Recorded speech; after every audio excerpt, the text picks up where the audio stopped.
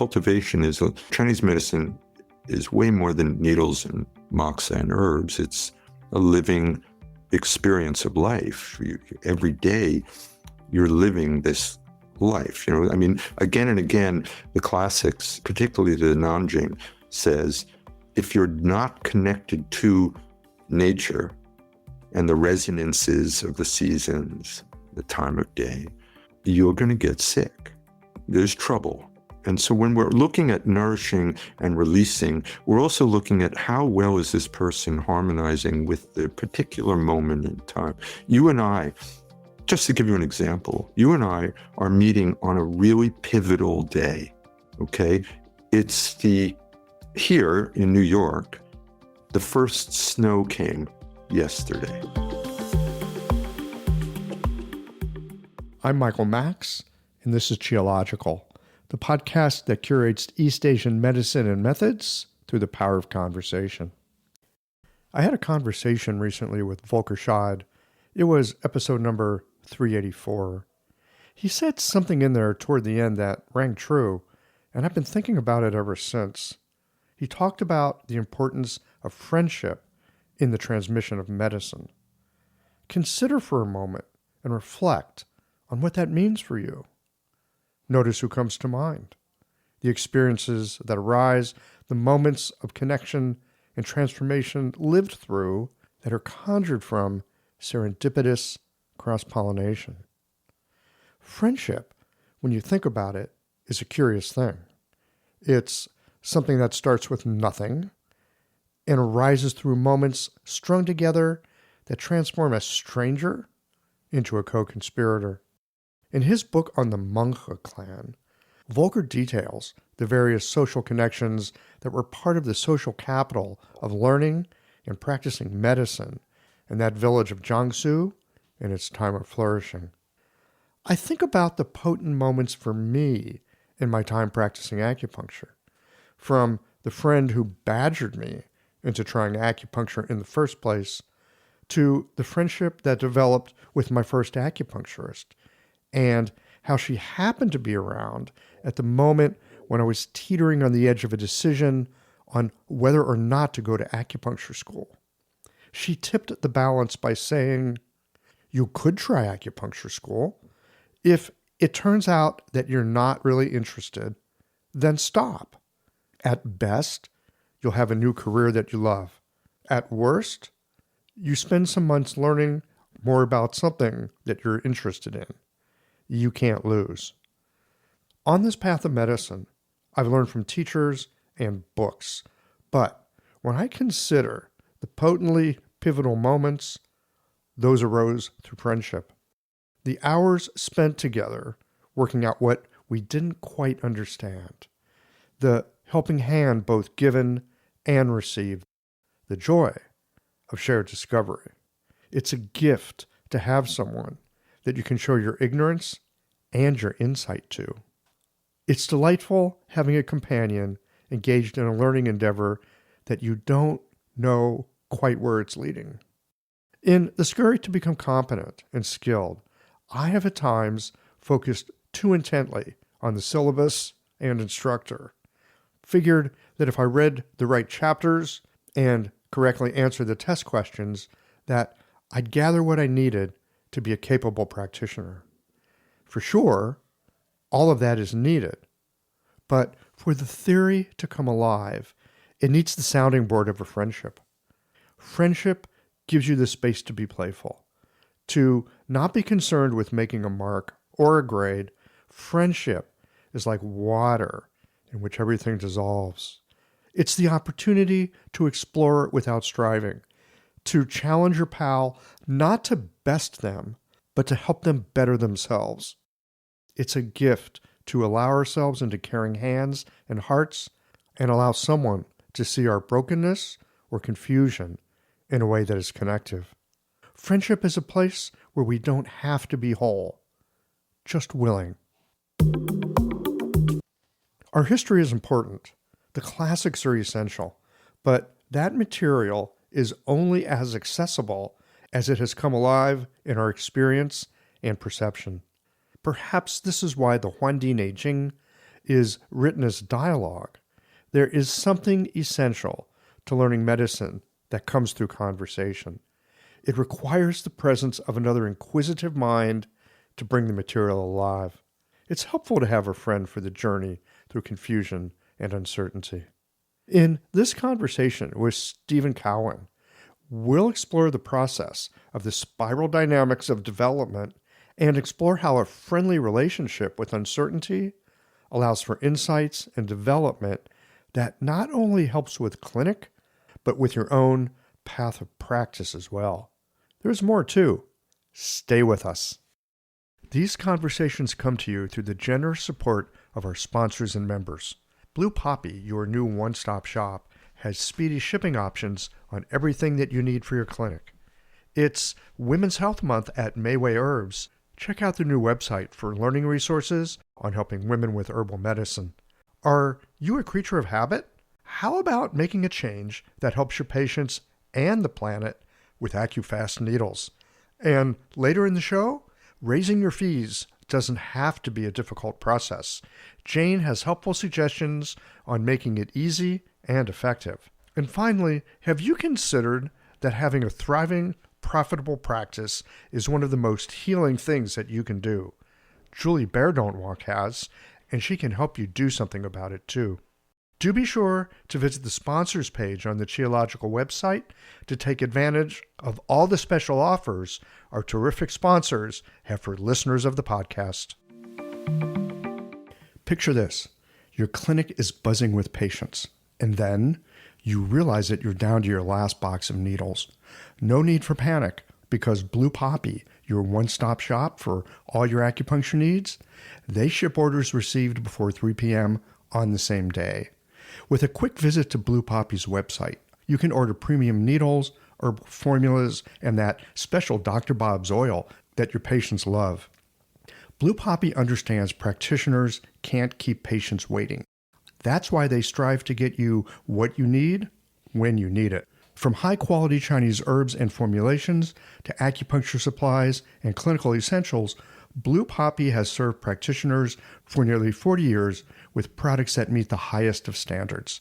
Discover everything Blue Poppy has to offer by visiting www.bluepoppy.com, and don't forget to subscribe to their mailing list for exclusive offers and more. Hi folks, I'm Yvonne Lyle, president of Mayway Herbs. May is Women's Health Month, and as a women-owned and women-run business, we especially love how Chinese medicine can support wellness through every stage of a woman's life. So in this month's newsletter and podcast, we're covering topics like PMS, pregnancy, menopause, and osteoporosis.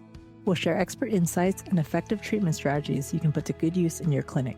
Our Plumflower brand line includes herbal tea pills, tablets, extract granules, and organic herbs, all of which you can find on Mayway.com, and where you can also find articles, videos, and other resources to support your practice. Since 1969, Mayway has been a trusted source for high-quality herbal products. In these challenging times, please know that we remain committed to keeping our products accessible and affordable so you can take care of yourself and your patients. As always, thank you for supporting Real Chinese Medicine. Daily habits and routines feel comforting, familiar, easy, automatic. That's the power of repetition. You've worked out the kinks and can do it with your eyes closed. But what if you shook things up? What if you ditched the old routine and tried something new? Hi, I'm John Sten. I've practiced acupuncture for over 30 years, and together with my wife Kelly, we created the world's first eco-friendly acupuncture needle. The AccuFast earth-friendly needle system cuts your packaging waste by 60 to 90%, depending upon your needle type, speeds up your needling, gives you more control, and best of all, while you're healing patients, we plant a tree for every 2 boxes your clinic uses. Thousands of acupuncturists have already made the switch. In just the last year, they've helped plant over 16,000 trees. Since we started, that number has grown to over 50,000. So break the routine. Be the change. Visit AccuFastNeedles.com. Your patients and the planet will thank you. Stephen Cowan, welcome to Qiological. It's a real pleasure to be here, Michael. And I mean that from the bottom of my heart, because I've been following you for a number of years, and many of my friends have been on your podcast, and I love the way the dialogue dances, and I really, really, really appreciate the space you've created. And I know many, many students of mine and colleagues of mine who are equally happy with, the world that you unfold each Tuesday. I get to have them at lunch on Wednesdays in my office, and I really look forward to it. That's funny. Tuesdays with Maury, lunch with Michael. Exactly. So, this idea of creating a safe haven, which is a very important word in, attachment theory and stuff like that. This idea of a safe haven where who knows what will happen.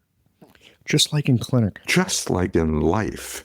But in clinic, especially in clinic, if you can walk in with that. Especially in clinic. Yeah, especially in clinic where we design the space for that. We design it for the I don't know yet. I think so. Right? Well, maybe. I think some people do, but I don't know if all practitioners work that way. And, this is one of the things I love about Chinese medicine. You got yin and yang. Look, you can put a lot in there. These like dancing complements. You can call them opposites. You can call them complements. You can call it the moon and the sun, whatever. There's a lot of room to roam in here. And yes, there is space for that quiet, emergent, invitational. There's plenty of room for not knowing, because there's a lot that's not known. There's a lot of room for knowing, skill, and knowledge. Of course. Which is also critical to bring to the treatment room. The unknowing, not knowing space without a toolkit to navigate. Yeah, well, now you're just lost in the maelstrom. Yeah.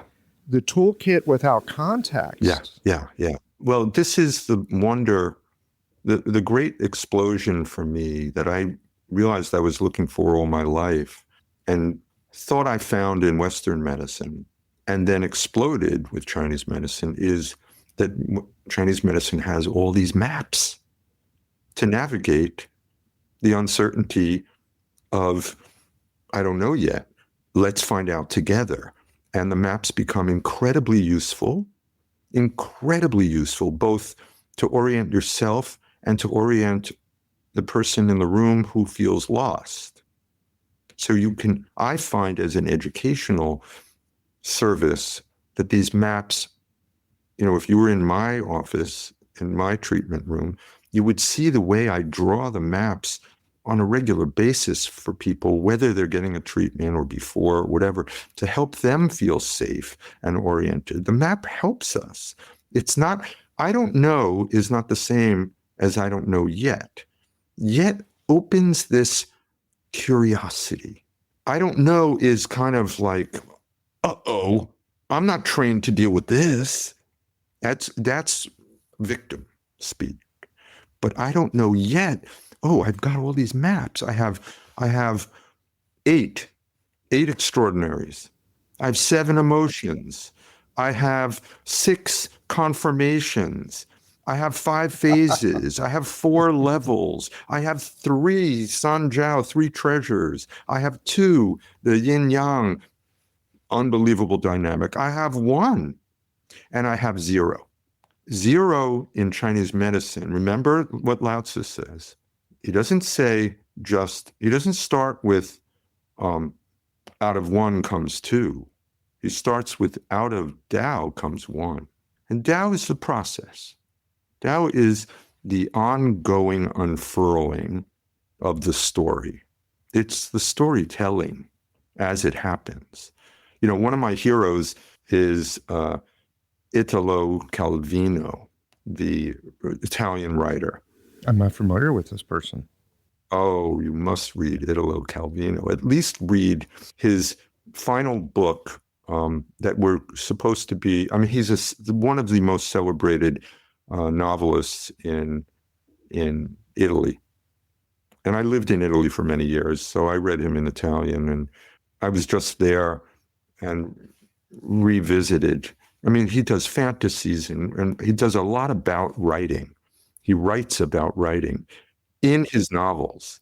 But his last book that was published posthumously was 6 Memos for the Next Millennium that were supposed to be a series of speeches or teachings that he did at Harvard about the future of literature and of storytelling. And he wrote them in the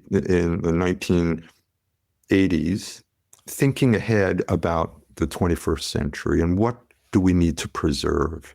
And he only got 5 of them done. The 6th is out there somewhere in the cosmos. But they line up beautifully with the 5 phases, the 5. There are things like exactitude and velocity, right? And uncertainty and multiplicity. These are words that resonate so deeply in our medicine. And here's this Italian, and I always link him with, there's a reason Marco Polo went to China. And so the Italians are very, very much interested in Chinese philosophy. So Italo Calvino said something about the story. Michael and Stephen meet in this space, and we have these collected events and pivotal moments in our life and narratives that we bring into the space. And in the telling together, we're transformed, we're changed. Because now your story becomes part of my story becomes part of yours. And now we move forward. So the last thing changes the rest of the story. A narrative changes as it moves forward. We're peeking into the movement of change. It's very, very interesting to me that Chinese medicine embodies and loves and embraces change. And it's just so, it seems such a simple statement. I love that word, embraces. But it's such a profound idea when we realize that Western medicine wants to eliminate change. The randomized controlled study is eliminating variables, as if you could possibly do that, eliminating context. Here's a story, okay? So I was, in the early days when I was deep into sticking needles in people, I was just giddy with the idea of being a chance to actually lay my hands on a patient again. A colleague of mine at the medical center I was teaching at, a cardiologist, said, "Steve, I really want to do a study with you on high blood pressure and acupuncture." And I said, "Okay." I talked to my friend Ephraim Korngold, who you know, and he said, "Steve, don't do it." I said, "Come on, man. Why not? Come on." He's interested. It's a way of bringing it into the belly of the beast. And he said, "Be careful." And so I go in, I'm all ready, and the studies are being done on medical students, of course, who are the guinea pigs of human research. Most studies have already been decontextualized into this very small population of stressed out medical students. And here they have a kid strapped in to 10 different machines in a horrible looking tiny room in a chair, all strapped in, beeping sounds everywhere. And my colleague friend says, "Okay, Steve, you're only doing pericardium 6. What they do is they stress them out. They use some kind of device, like hand stress to raise your blood pressure.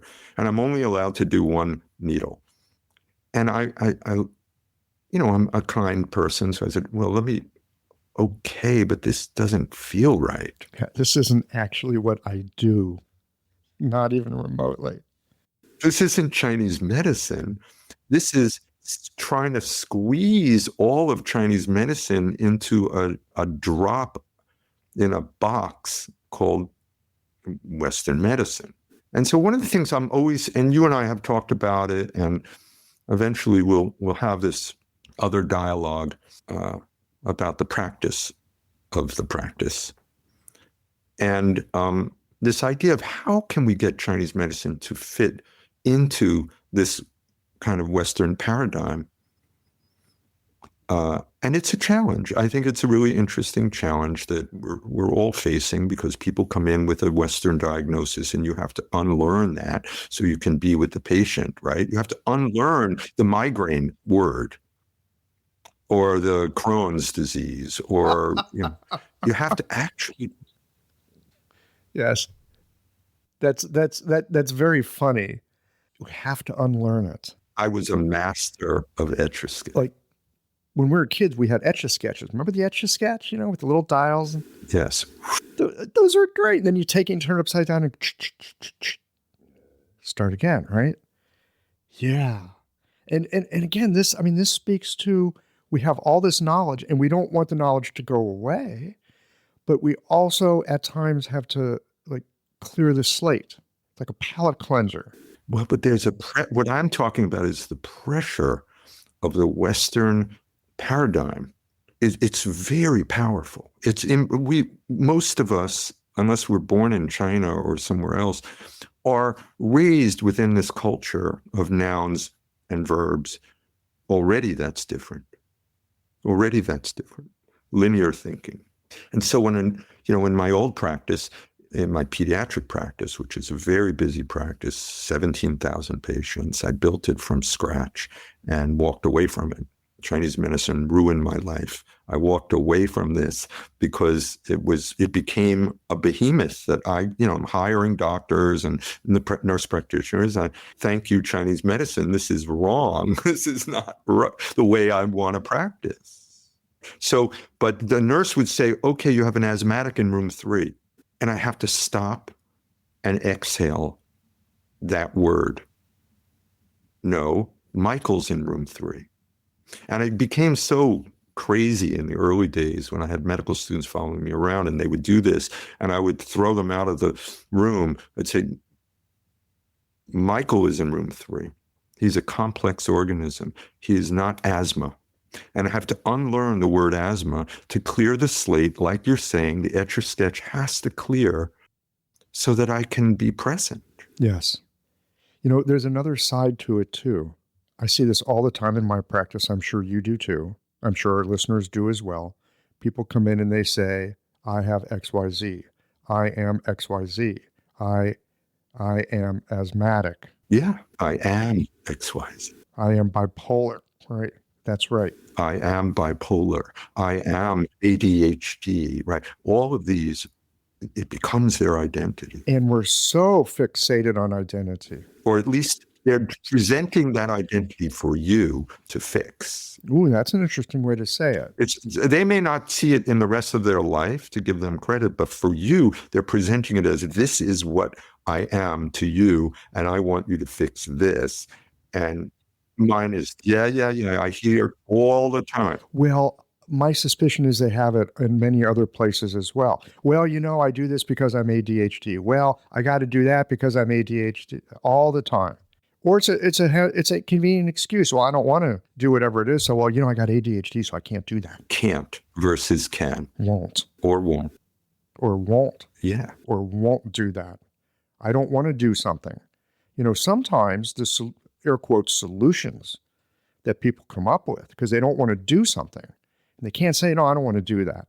Actually, honey, no, I don't want to remodel the house. So I'm going to get a digestive issue instead. So we're not able. Yes, I see it all the time, Michael, all the time. Dude. Children will manifest. I've used this in my own life. I just spoke with a mom last night.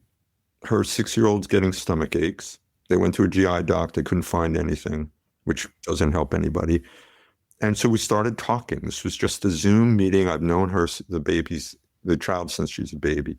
And she just wanted to talk it out first. Yeah, I might, obviously I want to meet the child again and feel her pulses and feel her belly and, all the different examinations. But I said, well, what else is going on in her life? Where's the context? Oh, nothing. She just has this, we think it might be IBS or something. There's the label. I said, well, and to your point, Michael, I said, well, what is it that she doesn't want to do? Just like you said. And she said, oh, it's funny you say that. And it opened a Pandora's box that turns out she doesn't want her parents fighting because they're on the verge of divorcing. And that's the sort of the hidden ghost in the room, and the kid is picking up on it in her gunning way that children are masters of, that we try to shut down, but they have it. And she says, but we're never fighting in front of her, so I'm sure she doesn't know what's going on. But a child is picking up on all the little cues. How come they don't hug? How come they don't eat together? How come they, so I'm going to get a stomachache because I don't want them to split up, just like you said. This happened last night. Yeah, it's a beautiful story. It's powerful. So often, I know in my life and just the way our world works, it's very young. It's like, what do you want to do? Like, what do you want to accomplish? Where are you headed? It's all that positive thing. How often do we ever ask the question, well, what is it I don't want to do? What do I actually not want to do? What am I writing on my not to-do list? Yes. My not bucket list. My not bucket list. This idea that there are things that I'm avoiding. Now, avoidance is a funny word because it flips. It's one of Chuang-Tzu's goblet words. It flips both ways. It can be a positive or a negative. Avoidance of harm, right? There's nothing wrong with avoiding, your house burning down, right? So you're doing things. So it can flip positively, but the negative side of avoidance, I find, and may he rest in peace, wonderful best friend, mentor, teacher, Tai Chi master, children's author with me, Ed Young, said in Tai Chi, you ride the edge of comfort. He's a Chinese gentleman, 93 years old, died this year. And he was very concerned about what he's seeing as a trend, and I see it, of discomfort intolerance, zero tolerance for discomfort. And so people will avoid anything that makes them slightly uncomfortable. And that's tricky. That's tricky because growing pains are uncomfortable.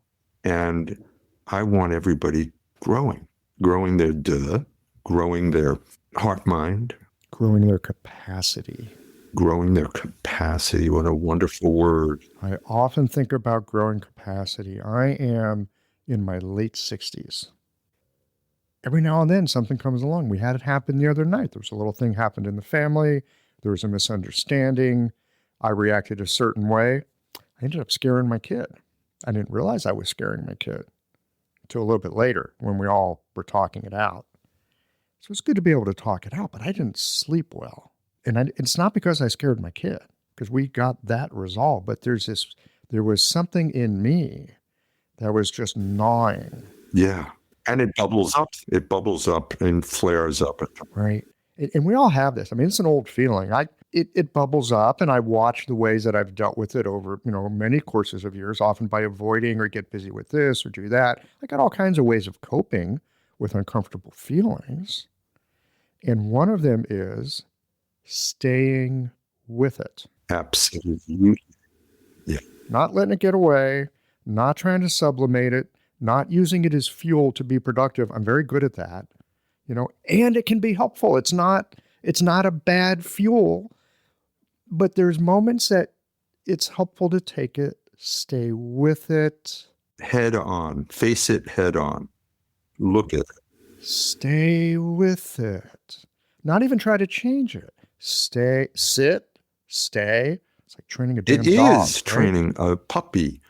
It is It's training our puppy mind. It's our puppy mind. It's not our monkey mind. That's what I call it in the book I wrote, the Fire Child, Water Child book. I call it the puppy heart, right? And that, it's a sweet way of defining the fight or flight responses and a lot of the reaction that we are all prone to. When you call it a puppy, it's kind of cuter. It's not demonizing it, but staying with it. Krishnamurti talks about this, that with fear, particularly fear, we run away from it, we avoid it, we use it as fuel for anger or for getting things done or for preparing. You can be super productive. It can be, but staying with it, a magical thing about, as you're saying, staying with something is you get to observe its rhythm and pulse. Mm-hmm. That's right. And the rhythm and pulse of fear or anger or sadness or worry or panic is a remarkable power. So there's a cadence in music to these emotional states. Mm-hmm. For sure.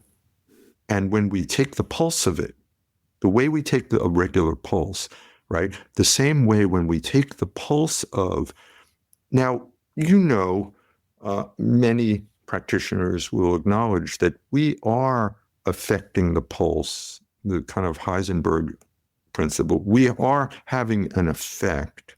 If you've ever had someone who's truly gifted as a healer take your pulse, there's change happening just from the taking of the pulse, just from the inquiry. Yes. The staying with it. This episode is brought to you by Jane, the clinic management software that honestly just makes running a practice easier. Let's dive into something that's never easy, but sometimes necessary: raising your fees. It can feel awkward, right? But here's a tip that can really help. Consider offering flexibility to your patients as you introduce the change. When patients face new fees, it's natural for them to feel uncertain or concerned. That's where flexibility can really make a difference. Offering options like a phased increase, suggesting a payment plan, or even taking a moment to talk things through can help to ease the transition. These thoughtful gestures show your patients that you're listening and care about them, which strengthens the trust you've worked so hard to build. If you're looking for more ideas on how to navigate these kinds of changes, head to frontdesk.jane.app and check out the article, How to Tell Clients You're Raising Your Fees. One last thing, if you're ready to give Jane a try, you can use the code CHEOLOGICAL for a 1-month grace period on your new Jane account.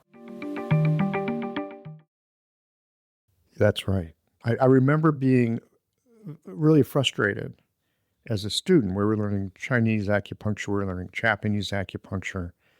And with the Japanese acupuncture in particular, it was noted's not the right, it was a foregone, not a foregone conclusion. It was just accepted that as you touch a person, that person changes. There's no way to get this really objective, I'm standing outside looking at the system without affecting the system. And so, but we kind of do that with the Chinese acupuncture side. Like, their pulse is wiry. Now I'm going to treat the wiry pulse. There's a little bit more of that disconnect. But I'm just using air quotes here, Japanese, because that's the kind of teacher I learned it from. The idea that you can't not affect the system from the very moment you begin interacting with the system, right? That whole Heisenberg uncertainty, it's impossible. So how do you track a system when the system is always moving? It's an impossibility. A mother picks up a child here's a classic example. A mother picks up a child and the child stops crying. That's the touch, right? That is just the connection. Most of the time when I do acupuncture on little children, they sit on the mother's lap or the father's lap or the grandmother's lap. I don't put them on a table because the mother, the parent, feels the shift and her presence amplifies the treatment. It's a win-win. She goes, I've had mothers do this when I'm, put a needle in stomach 36 and the mother goes, of the baby. And the mother's like, so much to the point that, the baby's smiling away because they love this encounter. It's powerful to babies. They smile. I have to explain this and deconstruct it for teenagers who are afraid. I say, when I do this point and the baby just cracks up because they don't have the mind that, that's a needle you're putting in me. They're just wide open beings. And then in a mother's lap, they're so grounded in the womb that everything's being felt everywhere. And so I'm feeling the tip of the needle inside. It's this kind of multiple feelings that are taking place, and change happens there. So I feel like this idea of being with something, like you said, not running away, not distracting, not just using it, but just being with it and being curious about it, has a huge effect, because you're watching the cadence and rhythm and tone of an emotion, of a thought. Meditation is the most. I did many, many years of Zen meditation in my early days, 50 years ago onward. And I realized after a lot of the rigmarole that built up around, all these meditation stuff, all it is really just sitting and observing the stream. Dylan says, I'm just sitting here watching the river flow, right? And the stream of thoughts. When you stop and don't try to change them and don't get swept away by them and just observe them, they change. Yes, they do. And it's like they go through you in a different way. It's like the matrix of your being, the ground, the dirt, changes back to earth. Yes, has to. By definition, it has to. And that's the thing I love the most about Chinese medicine. It is the love of and embracing of change and the wonder of change. I mean, the I Ching itself is one of the oldest books on the planet, and it's just the wonder of change, mapping out the wonder of change. I mean, it's just such a remarkable text that I just adore. And what is it made up of? It's a bunch of threes put together, all the different kinds of permutations of three, right? Trigrams becoming hexagrams, becoming 64. It's just a remarkable achievement that came from curiosity about the way things change. It's a very different model from Western medicine, which is somewhat more fear-based and driven by fix-it. I'll never put down Western medicine in emergencies because it's really effective. But when you're sent home from the ER, someone has to be there to now follow the pulse. And often that's where it lets you down, Western medicine. Most of the people that come into your clinic, Michael, are people who are either let down by Western medicine or want something more. They want to go deeper, or they want a better way of managing their life, because just putting out fires is not enough. Well, or the system failed them. That's what I mean by that's the first most common reason. The system failed them. There's such a curious phrase that's used in conventional medicine terminology, that when a treatment doesn't help a patient or it makes them worse, the phrase is the patient failed the treatment. And I've always been like, wait a minute, like, Yes. The treatment failed the patient. Didn't the treatment fail the patient? So this over time gave me a very skewed view and a not helpful view toward Western medicine. I mean, for a long time, especially in the beginning of my practice, because I'm seeing these people that have been harmed, or the people that have washed out of the system, or people that just didn't want to deal with the system. But in particular, those that had not been helped by it or harmed by it. And I got a really bad attitude toward Western medicine. It screws people up and it's not helpful. And I'm lucky I've gotten old enough to have needed a few visits at times with Western medicine in an emergent way. Oh my God, thank you. What amazing, phenomenal medicine it is. But as we learn with context, at the right place in the right time for the right person, life-saving, super helpful. Yeah, how many of my Chinese medicine students and colleagues over the years, I have to talk back into the system for a specific thing, you're having seizures right now. I would really like you to get an EEG. Let's speak to a neurologist because this can help short term. I always say short term. The use of Western medicine is a short term, very useful tool. I'm a weird guy. Most of us that go into Chinese medicine are weirdos.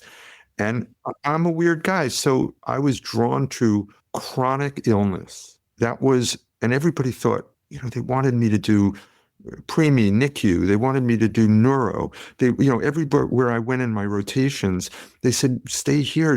You're really good with your hands. You really think clearly. You're calm in an emergency. We would like you here. And I was always being drawn to these very heroic acute care things. But something inside me always wanted to be interested in the non-acute problems that are left out of the picture. Because emergencies, when you really look at the statistics, and I do this for medical students to unpack that and introduce them to some of the lexicon principles of Chinese medicine, is I show these huge bubble, sort of a Venn diagram with the center, huge picture that says acute life-threatening illnesses, and two little bubbles on the sides. One is non-acute, mild problems, and chronic problems. And so a big bubble and too little. And I say, this is the way you guys are being trained, that the heroicism is in that big acute field because you're being trained in hospitals. And so who goes to a hospital? It's all acute problems. I said, but in reality, if you look at the statistics, it's the reverse. Two big bubbles of the walking wounded and the chronically ill, and a tiny little 1% to 2% of healthcare problems are acute crises. But the perception is the exact opposite because of the way you're trained. For some weirdo reason, my heart was drawn to the people who keep bouncing back or I wanted to help them. So here's a story. When I did my training in neurology at Columbia in New York City, the godfather of pediatric neurology literally talked like, the godfather, like Marlon Brando is like, I'm glad you came to see me today, my son, right? And he wrote all the books on it, right? He wrote the books on it. And every year they pick one person to be the fellow for the next year. It's a great honor. Oh, you get to be the wise guy to the... Right. And so he asked me, and I came home and I told my wife, and I had young babies at the time. And I said, wow, Vivo asked me. And so I'm getting choked up even talking about it. And I thought about it because I really liked neuro. And you liked him. And yet I was drawn to a rotation I had done on child development. And what I liked about it was this team of speech therapist, psychologist, physical therapist, teachers, me, all these different people and the parents all meeting together to talk about one beautiful human being. And I loved that so much, this kind of group, all the blind men feeling the elephant. I just loved that. And this idea of the dynamics of change, of development, that I went back to DeVivo, to the godfather, and I said, with all due respect, sir, I think I'm going to do developmental pediatrics as my specialty. And he looked at me and he's like, my son, you dishonor me. Why have you done this to me?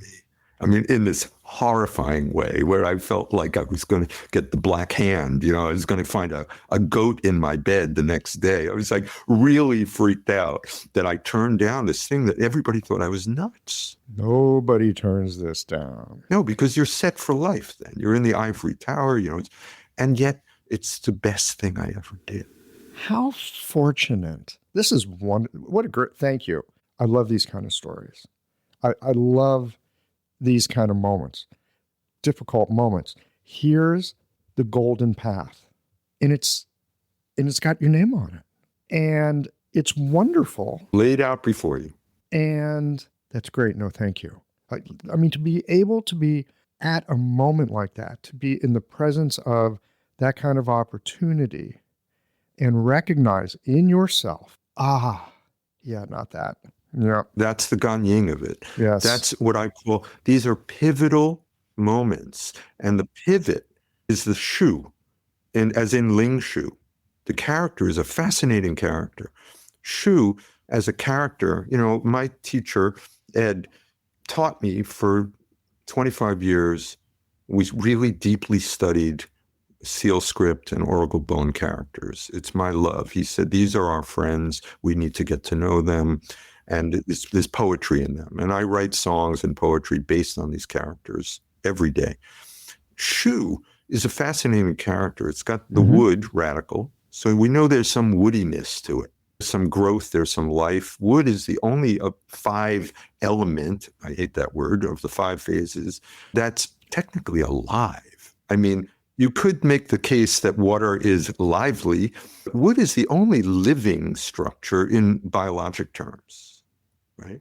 All of them dance, fire dances and the soil and the metals, but wood is a living thing, is a sentient being, right? So you have the wood radical, and everything that unfolds in our medicine, the whole microcosm of things that are laid out in the Su Wen that I love, where it says in the heavens, it's wind, on the ground, it's trees, and in your body, it's the shout, it's anger, it's, the liver, that whole sequence. So we got that.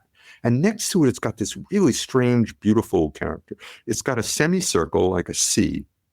And within it, it's got 3 mouths, 3 little mouths. And whenever you see 3, it means the myriad things, right? So it's myriad talking points, myriad things, surrounded by this C, which is, some people call it a wall of a city or a house, the walls of a house. And the wood, is it translated as a hinge or a pivot or a central thing that opens and closes, right? This quality that I love, because you're kind of opening the door to something.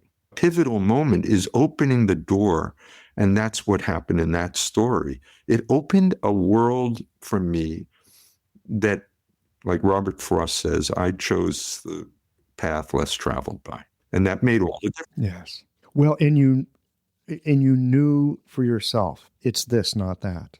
And you don't even know all of what is in this yet, except it's this, not that. Yeah. And in a way, it's that this resonates and that doesn't. It's not that this is bad and that is good. It's just that for me, in my context, where I am with 2 babies at home and fascinated with their emergence, this is capturing my curiosity, and I want to run with that.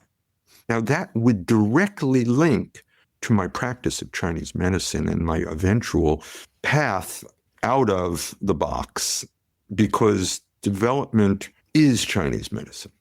Everything about Chinese medicine is geared for change, for development, for transformation. It's the beautiful part of what we do. Is we transform with our patient transforms with us, for us, we for them. The service is to engender transformation. I'm delighted to hear you bring up the idea of development and that you've gone so deeply into it. I want to dig into this a little bit. So much so that now I call myself a developmental acupuncturist. Oh, serious. I did not know that. Developmental acupuncturist. Great. That's on my card now. Yeah. Think about what that unfolds, just saying it like that. Absolutely. Well, here we are ganging, here we are with yuan fun, right? Some would call it fate. I think of it more as opportunity meets willingness, right? There's something potent emerges. Curiosity. I've been thinking a lot about development lately. It's just something that's been just, like at the edges of my thought. Well, she's almost 20, actually. Well, you have a 15-year-old daughter. You better be thinking about it. So I've had some experience with watching this. Or 20, even more. That in the cycle, in the cycle of 7s and 8s, 20 is the diving board for the next part of her life. She meets herself right there at 20. and jumps off from there. It's going from a metal stage in the way I teach and understand development now, somewhere around metal to water, where I'm facing myself and who am I now and what am I ready for next? This huge leap, pivotal point. I've got goosebumps along my entire back, like both sides of the channel. Yeah. Yeah, your bladder woke up. Yeah. That's so exactly right. And I can see it in your expression. I wish everybody could see. You lit up. You just beamed just now. Your whole body language, your coloring changed. Yeah. It's really remarkable. But that's because we tapped something. You said it's on the edge of your consciousness. I'm saying it's deeply in the core of your consciousness. It's not on the edge. Well, maybe it's in the core. The rational mind knocks around over at the edges of things. At least mine does. So there's that. Development is something I've been thinking about for a long time. And I can remember being like a student in graduate school and learning about different developmental models, right? There's Piaget and there's Ericksonian and Freudian and, Jungian to some degree. Jung always seemed so interesting, but I could never quite grasp the guy. And anytime I really listened to Jungian's talk, I'd be like, well, actually, I'm bored. That's the point. It's so weird. It's like I want to be engaged, but I'm not. So whatever. Yeah, I know the feel. Yes. Although I do love his mandalas. Yes. I mean, there's an aspect that I really love about Jung. But he dances around the edges of what we're practicing, actually. If you read the commentary Jung made at the beginning of the first translation, the German to English translation of the I Ching, he wrote some pretty profound excitements about this world that he was just cracking open to at the end of his life, of Chinese philosophy. And what's the other one that he wrote? Incredible, the what is it called? The Spiritual Orchid, that he wrote a foreword for. The Golden Flower or something? Yeah. I have it somewhere here as well. Yes, The Golden Flower. I have it somewhere here. Yes. And every time I've tried to read that book, it's impenetrable for me. That's what I've done. I can get the intro, but I try reading the book and it's... Yeah. So, but read what he wrote. Don't read the book. Just read Jung's intro. It's okay. Because it's just a translation from a non-practitioner of a Taoist treatise, which I love when you read other Taoist practices, or if you practiced any Taoist cultivations, it makes sense. It's cumbersome because it's German to English. It's, Chinese to German to English, and it's like playing telephone. Things get distorted along the way. So it becomes almost impenetrable, like you said. But my point being that, Jung, who is a little more opaque in this development world, he was interested in spiritual development. And I think what you're talking about is these different ways of feeling around change and growth and evolution of ourself through our life, in the arc of our life. I've been practicing now long enough that I have children I took care of bringing their children to me. And so I see the arc of a life now fold into a new arc of life. And when the grandmother comes and the mother's asking me a question, the grandmother says, I asked him the same question about you. It's the sweetest, sweetest thing. Because this arc of life, this transformation over time, these pulses through our life, these pivotal moments that make our story alive, to me is the most delicious part of what we do. Agreed. And having a developmental model, or I think for me at this point, appreciating the importance of development, that there are things that need to be experienced, or there are things that need to be let go of. There are phases that we go through in our growth. And and here we can really look at the 5 phases. It's very helpful. There's a time for emergence. There's a time for flourishing. There's a time for harvesting. There's a time for resting, releasing. storing, and emptiness. Storing, releasing, storing. Yep. Yes, exactly. And I remember being a student, and it's like, oh, there's a right way to do it and a wrong way to do it. And as therapists, we're going to help people do things the right way, blah, blah, blah, blah, blah. So nice to be black and white when you're young. Yeah. But with some clinical experience, You all were. seeing people come in and trying to discern, well, is there something here that needs to be let go? Is there something here that needs to be nourished and brought to a kind of fruition? Is there a discernment that needs to happen? Yeah. Yes, I think so too. That to me is Chinese medicine right there. In the statement you said, if you could say it again, it is exactly to be underlined as a kind of encapsulation of what we're here to do in the practice of this wonderful art, right? This idea that, is there something we're to nourish? Is there something we need to let go of? Can we help facilitate that in somebody else and in ourselves? Because the cultivation is, Chinese medicine is way more than needles and moxa and herbs. It's a living experience of life. Every day you're living this life. Again and again, the classics, particularly the Nanjing, says, if you're not connected to nature and the resonances of the seasons, the time of day, you're going to get sick. There's trouble. And so when we're looking at nourishing and releasing, we're also looking at how well is this person harmonizing with the particular moment in time. You and I, just to give you an example, you and I are meeting on a really pivotal day, okay? It's here in New York, the first snow came yesterday. I'm upstate. And when you look at the classics, this is in the tidal gua, of the I Ching. This is the all yin hexagram called kun, right? This all yin, right? 3 yin and 3 yin. That's translated sometimes as receiving, which I feel I'm doing being here with you, or responding, which we're doing also. It's translated both ways. If you read the classics, it's associated with Ren 6, Qi Hai, right? The sea of Qi, this deep womb, the Dan Tian, right? San Jiao, this moment in time, just before the moon before solstice, we empty out. We could become all yin, the yin of yin, the mother of mothers, right? We become that in order to get one yang line at the bottom in the next month, which is solstice.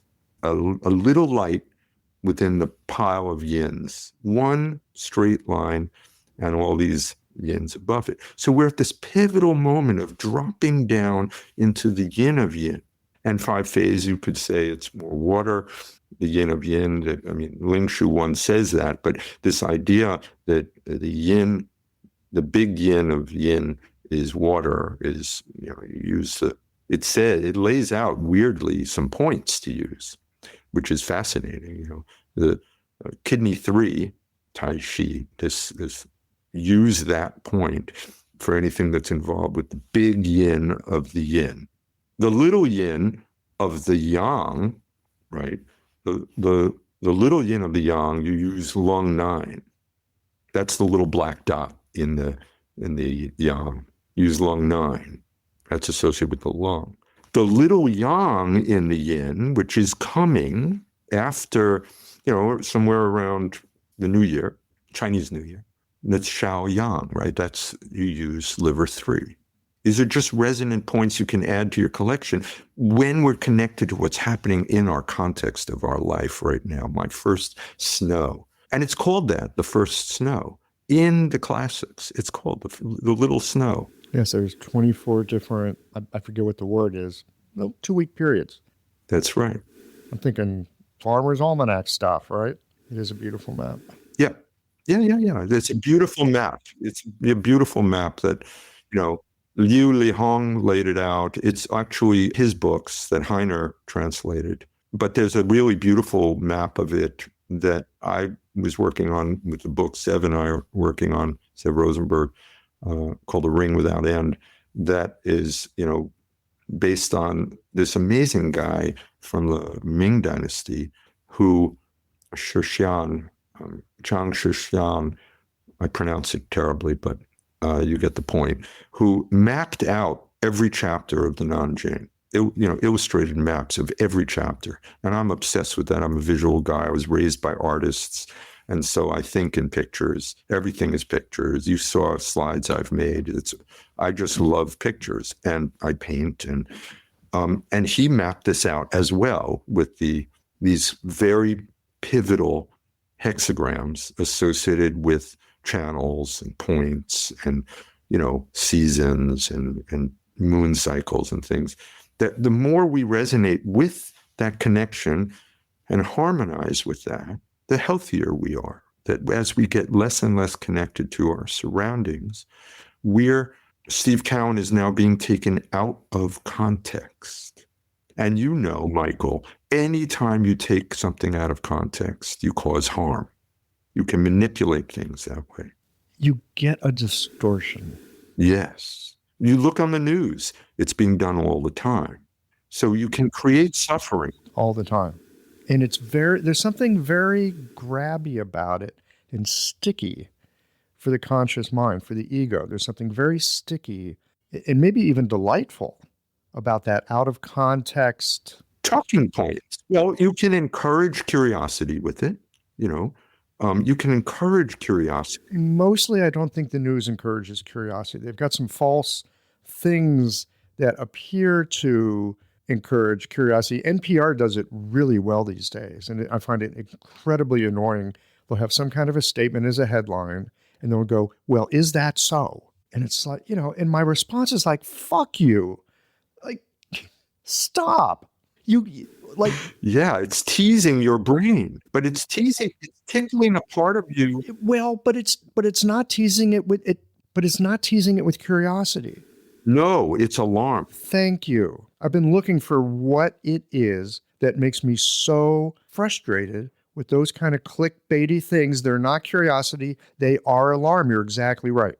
So feel your moo alarm points the next time you hear an NPR or a news cycle thing that says, coming up next, we're all going to die. Is that so? And then feel these alarm points, you'll start screaming. Imagine this. A patient walks into your clinic. They're carrying more than the pain in their body. There's a story there. A history woven with the stress of long days, the ache of things unsaid, and the quiet longing for something to shift. You listen, not just with your ears, but with your hands, your intuition, your heart. It's not just about needles or a formula. It's about connection, understanding the threads that tie us together, mind, body, and spirit. That is where golden flower Chinese herbs comes in. Rooted in tradition and crafted with care, their formulas are more than herbs. They're a bridge between ancient wisdom and modern practice. Every bottle, a quiet partner in your work, helping you to meet your patients where they are.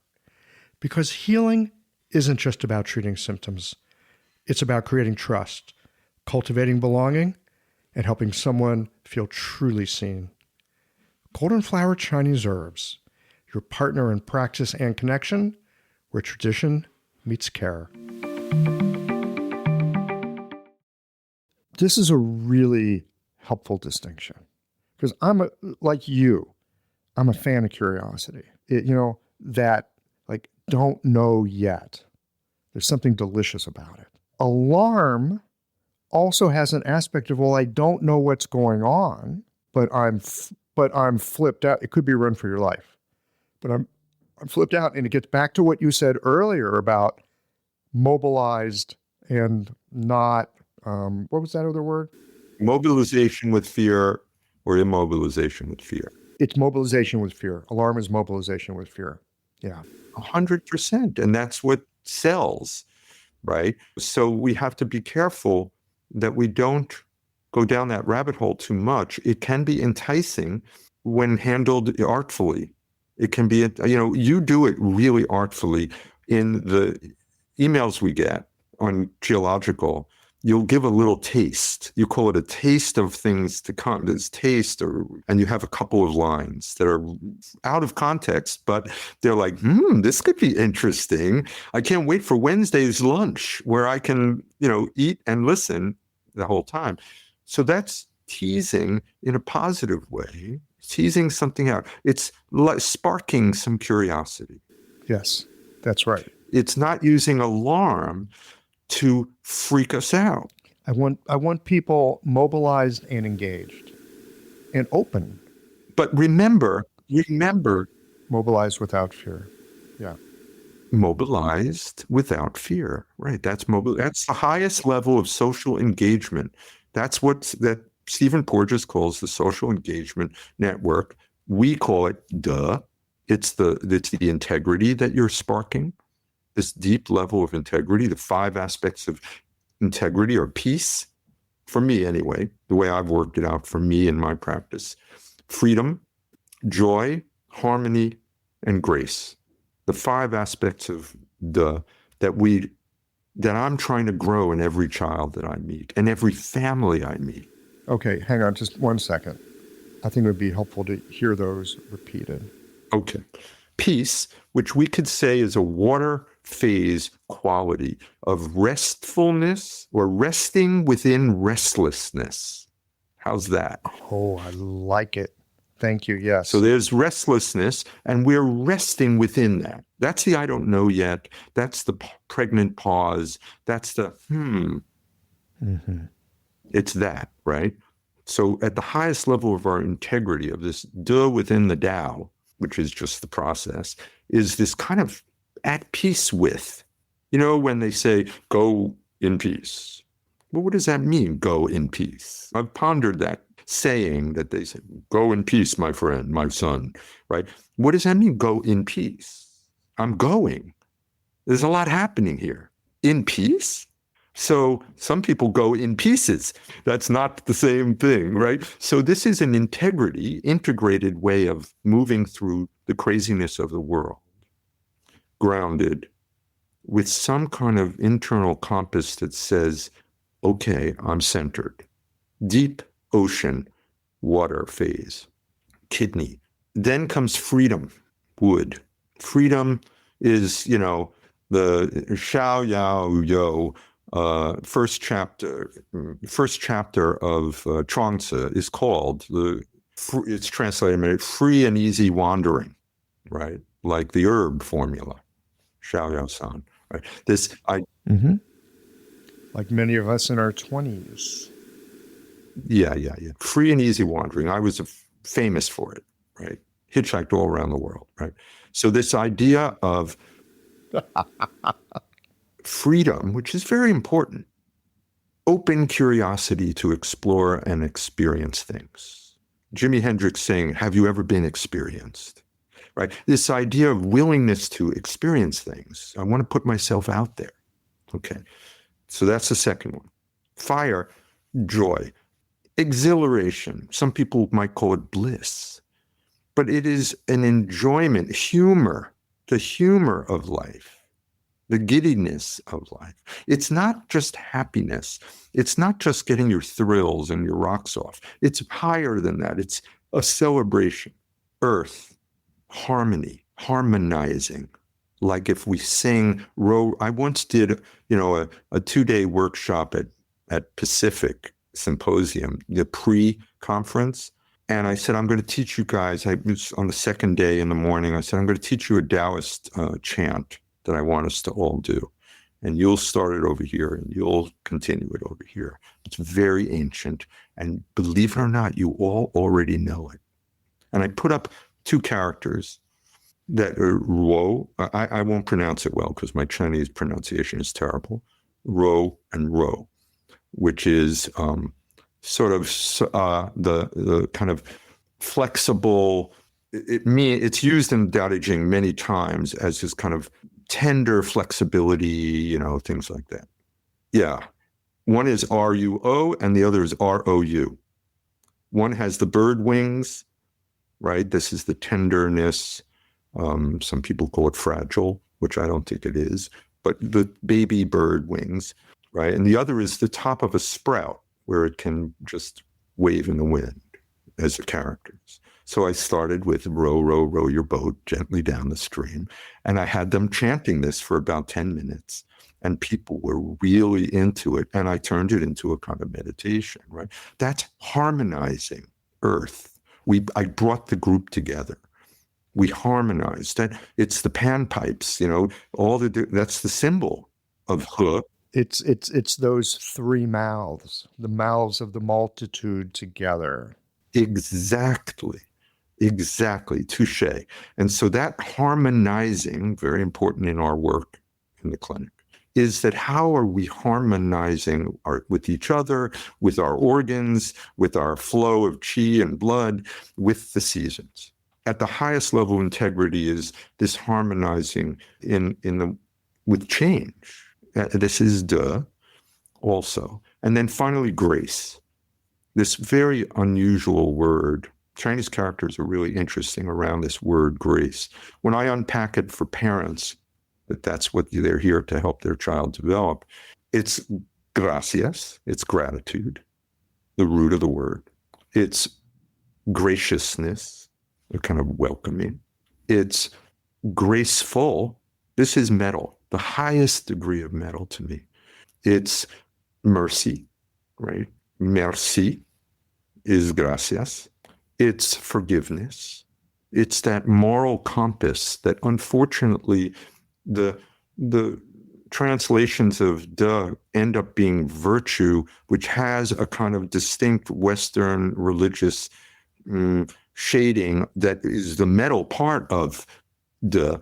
But there's freedom and there's joy and there's harmony and there's peace as well as that moral compass of virtue, right? So I call it the virtuosities, becoming a virtuoso of your life. And that is part of the gang yin of metal. Having grace as part of metal. This development. Okay. That's a new idea for me, Steve. Definitely. And at the same time, I listened to what you've had to say here in just these past few minutes, and I just go, that's right. I kind of knew it, but I didn't know it. But now that you point it out, it's like, oh, yes, that's right. I've overlooked it, and it's been in front of me. Because we're elevating the preconceptions. Yeah, we're elevating the preconceptions. In the United States, we're a very woody culture, and metal cuts down wood, and so we're like, metal, I don't know, it's a little uptight, man. People get constipated, and their skin gets dry, and I don't know. But elevated to the highest level of virtues, it is what I would call in a marriage the do-over. The ultimate meaning of forgiveness is, honey, can I just do this again? Because I got it wrong. Let me just try it again. That's metal. That's helpful. And these go on. What I encourage is to play with these things with your clients, with your patients, in the room while you're putting needles in or doing moxa. Elevate the game.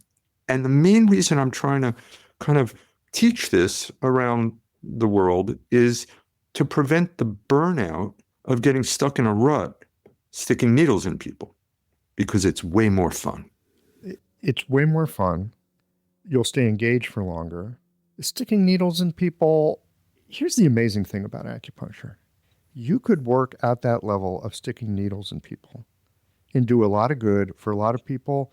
If that's your jam and that's where you just want to be in your life, for sure, you can do great work.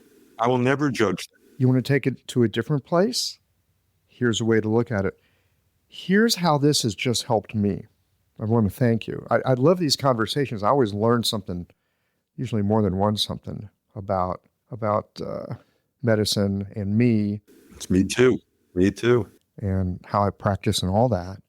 We've all had the experience, and it's a fun experience, when someone has an incredible moment with acupuncture. and they tell you, this is different, that's different, da da da.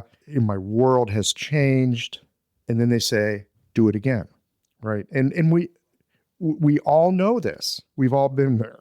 Yeah. That's the rut. And of course, you could do the exact same points. Yeah. And it's probably not going to do much because everything's changed. Because everything's changed. And I've always had a couple thoughts, not always. I've come to have some thoughts about that. One is everything's changed, whole new landscape. Before you're going to get another big kaboosh like that, there's some time on the plateau of integration. The aha. I think that's the pulse. Beautiful. That's the pulse.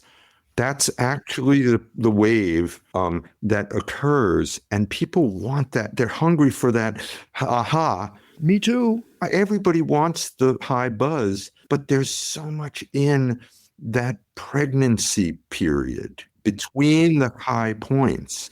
Integration. Yes, and bringing it into your life in a way that it's like, oh, there it is. Oh, there it is. Like all the little places where it actually is. Oh, yeah. That's where you can integrate grace, gratitude, and joy, fire and metal. Within these phases, you can say, I can celebrate the little tiny hints of what I did with Michael in the treatment room while I'm having dinner, yes, with my kids. There's a little hint of it right there. I can celebrate that. I can be grateful to. I don't have to look for the peak experience all the time. Yeah, down here on the dirt ball. The valley experience, as Lao Tzu points out over and over again, is where the real money is. Yes. In the dirt ball. Here we start where we finish, my friend. This dirt ball in the mud, playing in the mud with Michael, we could call it, right? Playing in the mud with making mud pies with Michael. This idea that the stories that you and I bring to this sacred space that you've created change us. Yes. In the encounter, we're changed. And that is a remarkable way to live your life, that my patients transform me. I'm not doing this to them. Right. We're doing it with them. Yeah, that's a conversation. We're doing it with them. Here's another piece that I'm getting from this conversation with you, that when my patients do have that peak aha, things have changed. It's an invitation to me to discern, did that happen with grace? Did it happen with their freedom? Did it happen in that they could be restful in their restlessness? Where in the phases did this thing express? Because yes, exactly. By recognizing that, a couple things happen. One, I know a little more about this person and where they are, and what opened up and what might be next, because, I got some maps. And what opened up. And it's going to help me to prognosticate a bit so I can be helpful.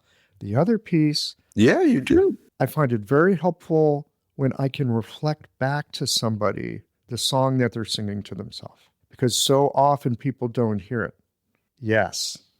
Yes. And when you use a map to reflect it back, when you use one of our maps to reflect it back, it gives them such a powerful sense of confirmation. Yes. When you say, on the map that we use, you just opened your kidneys up to wood.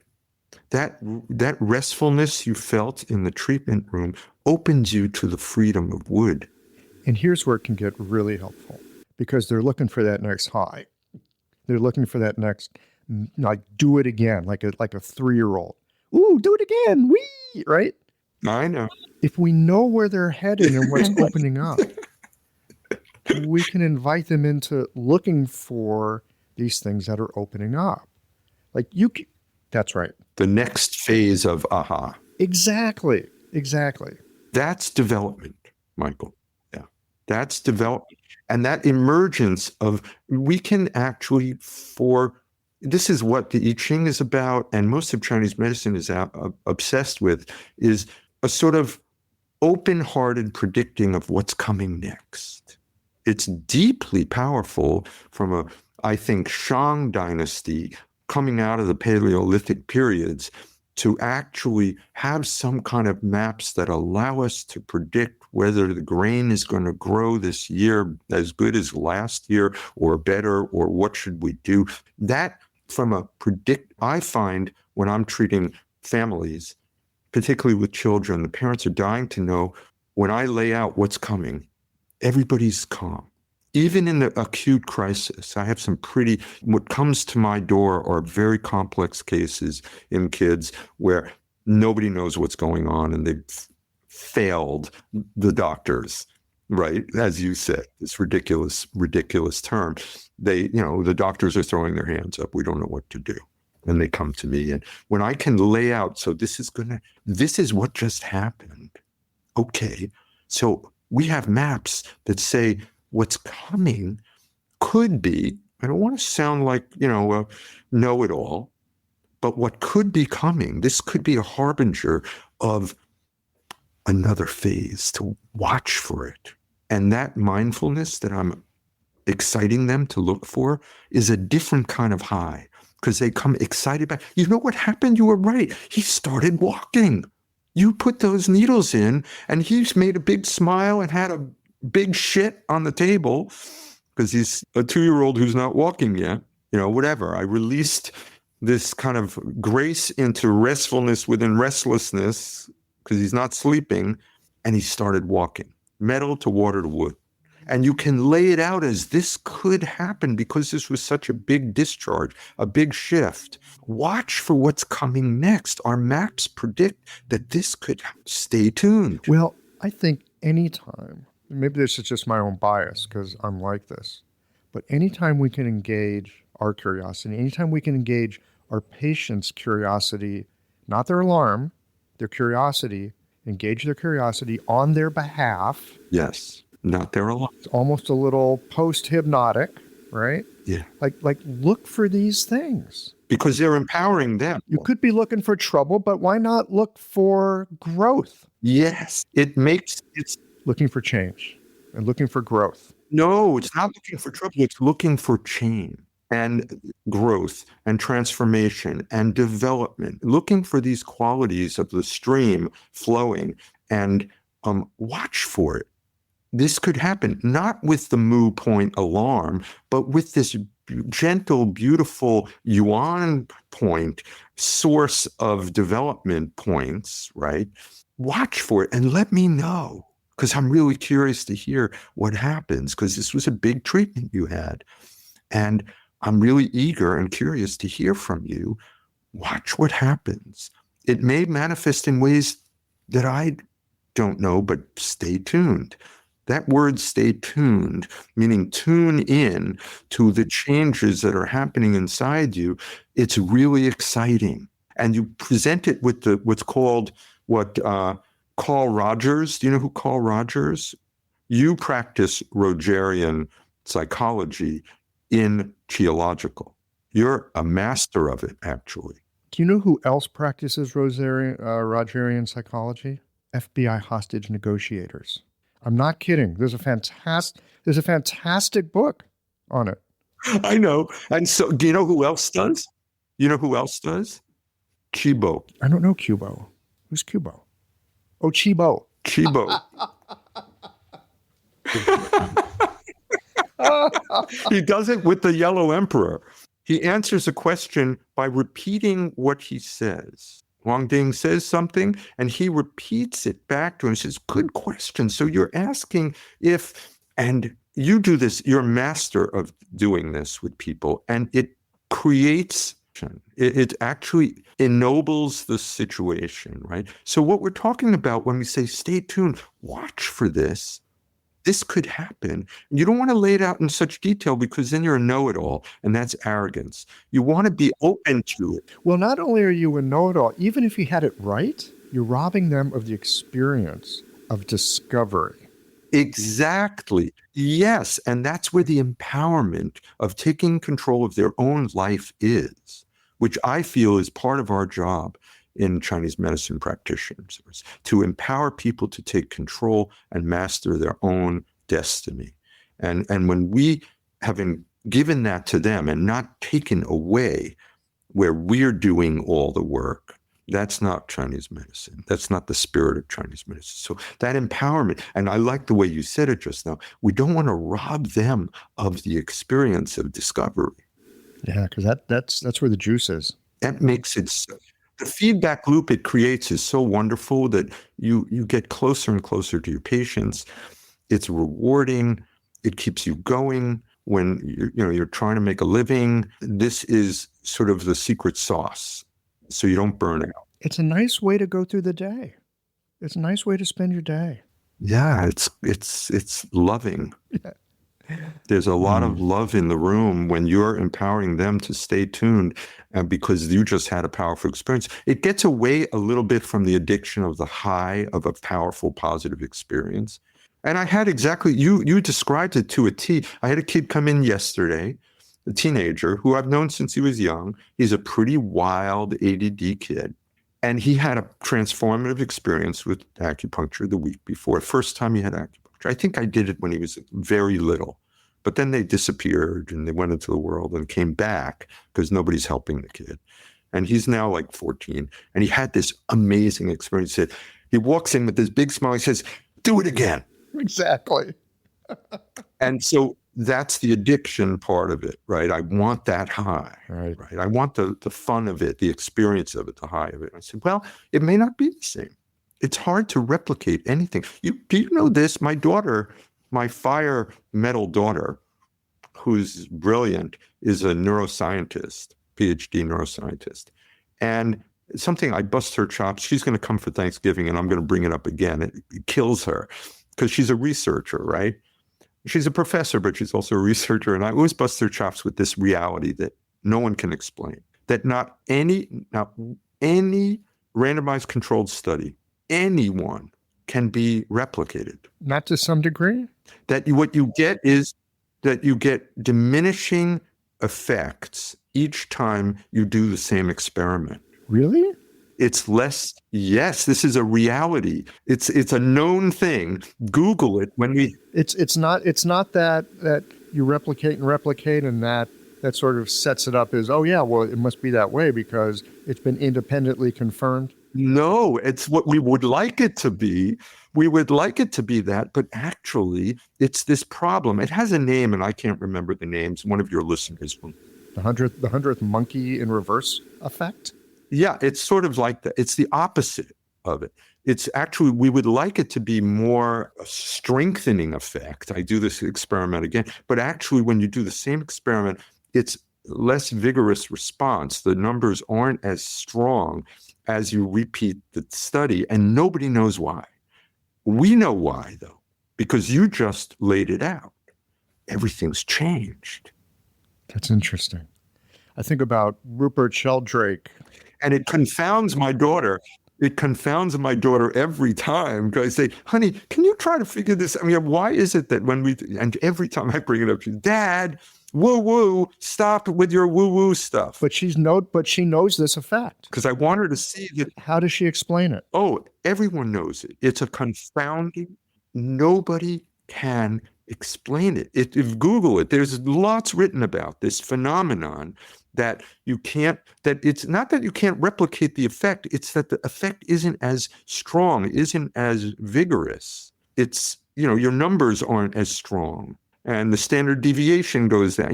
It's fascinating. And we can explain it because the context has changed. Even though you think you're keeping everything exactly the same, you can't in the universe. Because the universe already knows now.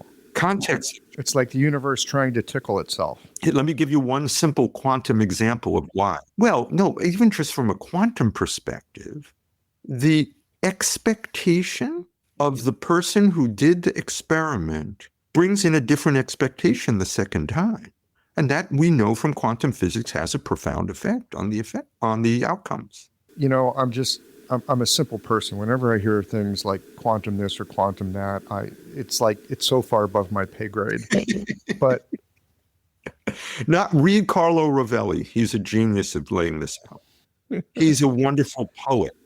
I'll look into that. I'm just thinking on a very simple level, like my relationship with my wife. Right? There's something that you're you haven't quite gotten worked out, and there's a lot of energy around it. Then once it's worked out, the next time you come up to it, it's a little bit easier. It's different. Actually, it may or may not be easier, but it's different because your attitude's different. Yeah, it's different. Different is a really good word. It could be. Sometimes it's easier. Sometimes it's easier. Yeah. And sometimes it's not. If you go to the same town, here's a great example, and you'll appreciate it because I had dinner with you not long ago. And I watched the way you sipped the wine. It was really great. I enjoyed it. So I lived in Italy, so I learned a lot about Italian wine, and I learned how to savor. And I remember taking my kids to Italy, and we ate at this really beautiful restaurant that was in a vineyard. And I ordered wine, and it was the greatest bottle of wine I think I've ever had. It wasn't that expensive, but it was a good bottle of wine. It was a wonderful meal in the fields, on this veranda overlooking the olive trees and grape. And so, of course, I had to get this wine. So I looked everywhere, and, I went on a hunt for this wine. And I finally got it and brought it home and tried it at home. Meh. Same wine, same year, same vintage, everything. But what's changed? I'm not sitting in that field with the sun going down and bathing, and my kids wonder in absolute wonder at this experience, and then bringing me shellfish that I can't identify and all the context that opened up that wine. To try to replicate that experience at home, everything's changed. It's still the same wine. That's a reality. That's a quantum reality. That Chinese medicine understands that cycles are changing us all the time. We're in the yin of the yin right now. If I speak to you in a month, we'll be in a different place. This conversation would take a completely different leap. We can't replicate this. No, we dip in where we do, see what's there. No, you can't. I mean, it's a... Right. Can't stand in the same stream twice. But you can enjoy the stream each time you step in it. Amen, brother. It is. Amen. It's a joy, my friend. And that's probably a good place to put a pin in for the moment until the next time. I do as well. I look forward to it. Thank you so much, Michael, for making this possible. I really appreciate it. As I said at the beginning, the bottom of my heart is right next to the dantian. That's sweet. It's the top of my dantian and the bottom of my heart. Thank you.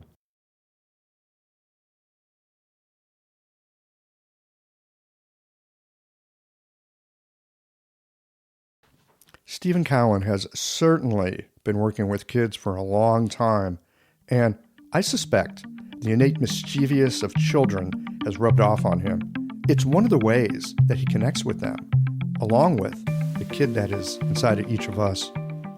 His way of thinking about development, it resonates deeply with me. That instead of looking at, air quotes here, problems, we look at stages of development and what's needed in a particular moment that allows for the growth that in turn catalyzes the next stage. His approach of using the 5 phases, which itself is a model of development, and the reminder that this is an ongoing spiral unfolding through our lives, I find it helpfully reassuring. Reassuring in the same way that I look for a person's Zhengqi, even, and perhaps especially, when they're facing serious illness. Even in the midst of decline, there is a process of development unfolding. I think Stephen and I are kindred spirits when it comes to appreciating the influence and potency of uncertainty. That it's not something to be defanged, but instead engaged. Because when you're in touch with some of the raw power of the universe, and then, well, actually, we don't know. But do be prepared to be surprised. Well, here we are at the end of this episode. If you've listened up to this point, you're either a rabid fan of Qiological or the forward button on your podcast player stop working. If you are indeed a fan of the podcast, you can help us to bring new episodes to our community of practitioners by supporting us with a membership or a one-time contribution. Details, of course, are on the website. That's it for today, friends. Join us again next Tuesday for another thoughtful episode of Qiological.